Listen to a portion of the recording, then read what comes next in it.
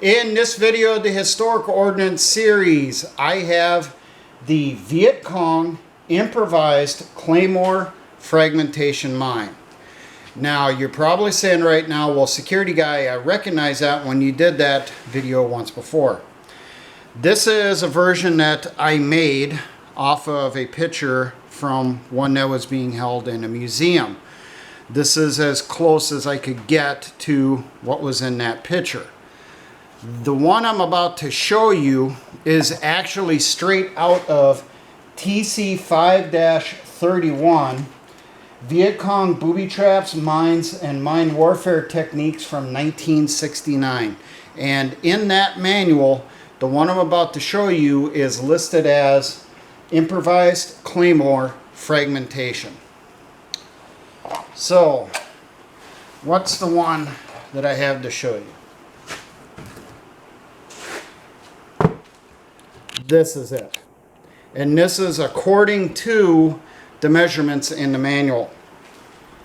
Now, in the manual, it says that the Viet Cong made many different variations of wooden type claymore mines. This was the most common. Its dimensions are 6 inches in width, 4 inches in height of the box, not including the legs, and length is 18 inches. That's the average that was being encountered up to 1969. But it did say in there, all the VC needed to make an improvised claymore was a suitable container, shaped plastic explosives, shrapnel fragments, and an electric detonator. These could be set off with tripwire as a booby trap, but apparently this version here was typically command detonated, but it was also used by the VC for mass casualties inside buildings. So they probably didn't have the legs on it, they had the basic box, they knew which end the shrapnel was on, and I'll show you how here pretty simply. And soon they would take this type of claymore, put it inside, say, a bar frequented by GIs, hide it there, make sure it's covering as much of the room as possible, attach the electric detonator with timer and battery, and then get out of the building before it detonated. Now, these things are really simple for how it actually went together. The backside of the mine was denoted with just a simple hole drilled in the center for the blasting cap. The interior of the mine, you had shaped plastic explosives in a concave shape. That's what it said in the manual. And on the inside of the concave here of the plastic explosives, this is where the shrapnel was placed. And the common shrapnels that were encountered when these were captured was nuts, bolts, nails, glass, machine gun lengths, and metal pieces. Like I've mentioned before in other Viet Cong stuff, typically that means shrapnel left over from our exploded ordnance. They would send it back to us. This mine was primed very simply with an electric blasting cap. Inserted through the rear into a hole in the explosive. This explosive would actually fill the back of this mine here. Now, there was no listing for weight of explosive, but I did some calculations, figured maybe half of the interior here was plastic explosives. And that comes out to, if you were using M112C4 block, US made explosive, which would be one that I guarantee they were stealing and using against us.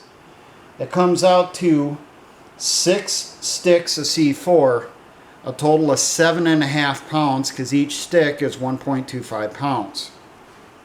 So that means inside this mine here,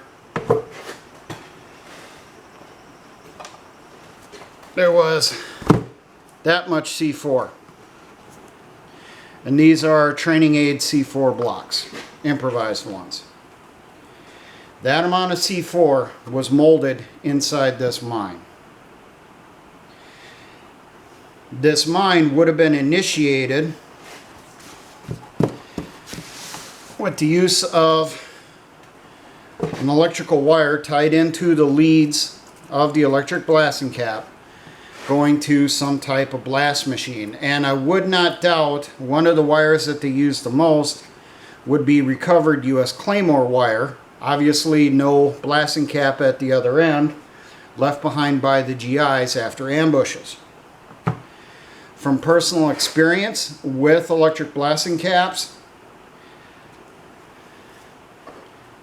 the Claymore clacker does not work with electric blasting caps, not reliably. They work just fine with the ones on the Claymore wire, but when it comes to a regular electric cap like this, for some reason it doesn't put out enough charge. I don't know why. And we do know that the Viet Cong typically, if they did not have a blast machine, they would use 2 D-cell batteries, which typically were ones discarded by the Americans. They'd have those, one stacked one on top of the other, tied together to a stick, and then they'd take one lead, attach it to the bottom, and then the other lead for the blasting cap. When they're detonated, attach it to the other end of your little battery pack, detonating the mine.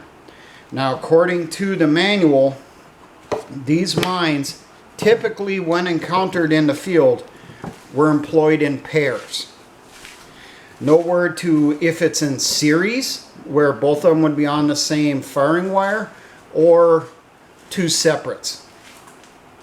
But it probably all depends on how strong of a firing device they had. If they were going off of just using the D-cell batteries, it would probably be 2 separate firing wires, one going to each mine with a set of D-cell batteries for each of those mines. If they had an actual production blast machine supplied to them by the Chinese or the Soviets or captured from Allied forces, in theory they could attach both of them to the same firing wire so that they would go off with the single activation of that firing device.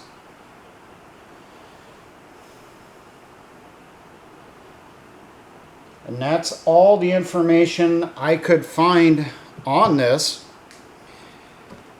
As we've seen, even so far in the videos I've done, the Viet Cong had tons of different ways to improvise claymores and fragmentation type mines. This one apparently was a bit more common. Now, I did come across a reference in one publication that said this was an MDH2 Claymore mine. However, when I looked up demining sources and EOD sources, there is an actual MDH2 Claymore mine, and that was produced in North Vietnam, made out of metal, and it didn't look anything like this. So this is just another version of an improvised Claymore. It looks like this is the most common one that they did use. Size did vary, but depending on the materials they had on hand. So it wouldn't be uncommon for this to, instead of being 18 inches long, maybe it's only 12 inches long. And instead of being 6 inches wide, maybe it's only 3 inches wide. And then the stands on them were dependent on material, but according to the pictures, this is the type of stand that was most commonly encountered with this piece of improvised Viet Cong ordnance. Something to be aware of, something that I have no doubt probably is still making an appearance around the world, whether people realize it or not. They're copying the Viet Cong from the 1960s. Now, for all my engineer brothers in the Patriot and militia movements, always remember essayons.